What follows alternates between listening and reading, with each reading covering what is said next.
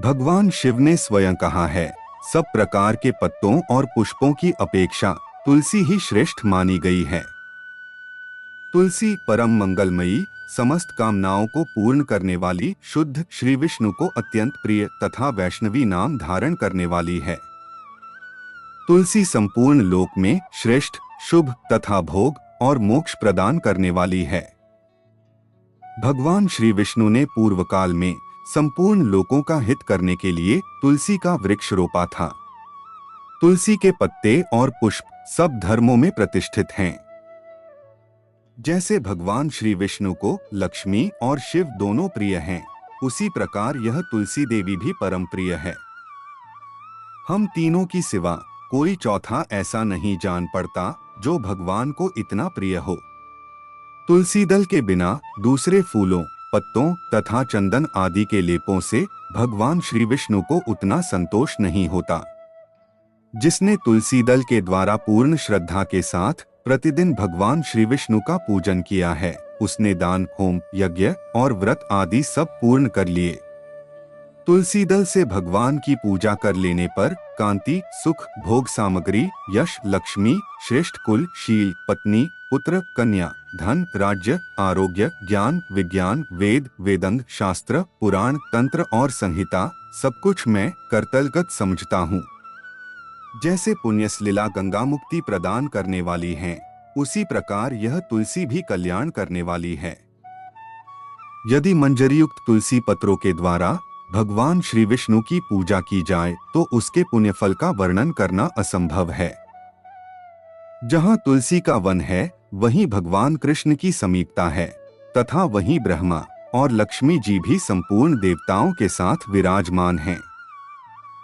इसलिए अपने निकटवर्ती स्थान में तुलसी देवी को रोपकर उनकी पूजा करनी चाहिए। तुलसी के निकट जो स्तोत्र मंत्र आदि का जप किया जाता है, वह सब अनंत गुना फल देने वाला होता है।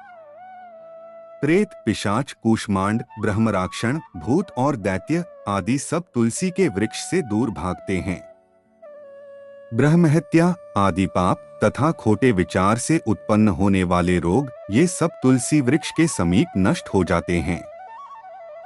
जिसने श्री भगवान की पूजा के लिए पृथ्वी पर तुलसी का बगीचा लगा रखा है, उसने उत्तम दक्षिणाओं से युक्त 100 यज्ञों का विधिवत अनुष्ठान पूर्ण कर लिया है। जो श्री भगवान की प्रतिमाओं तथा शालग्राम शिलाओं पर चढ़े हुए तुलसी दल को प्रसाद के रूप में ग्रहण करता है, वह श्री विष्णु के सायुज्य को प्राप्त होता है। जो श्रीहरि की पूजा करके उन्हें निवेदन किए हुए तुलसी दल को अपने मस्तक पर धारण करता है, वह पाप से शुद्ध होकर स्वर्गलोक को प्राप्त होता है।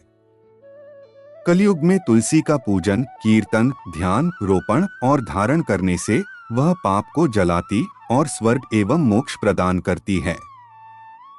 जो तुलसी के पूजन आदि का दूसरों को उपदेश देता और स्वयं भी आचरण करता है, वह भगवान श्री लक्ष्मीपति के परमधाम को प्राप्त होता है।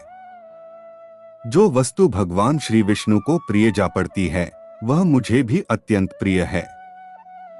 श्राद्ध और यज्ञ आदि कार्यों में तुलसी का एक पत्ता भी महान पुण्य प्रदान करने वाला है।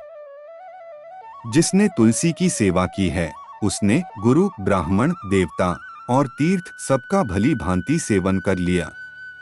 जो शिखा में तुलसी स्थापित करके प्राणों का परित्याग करता है, वह पापराशि से मुक्त हो जाता है।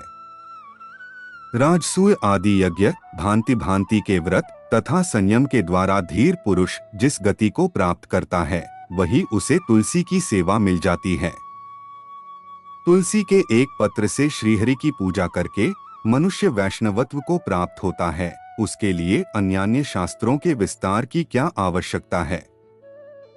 जिसने तुलसी की शाखा तथा कोमल पत्तियों से भगवान श्री विष्णु की पूजा की है, वह कभी माता का दूध नहीं पीता, अर्थात उसका पुनर्जन्म नहीं होता।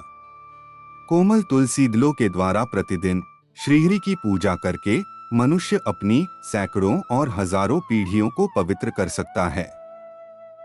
ये तुलसी के प्रधान गुण हैं। तुलसी के संपूर्ण गुणों का वर्णन तो बहुत अधिक समय लगाने पर भी नहीं हो सकता है।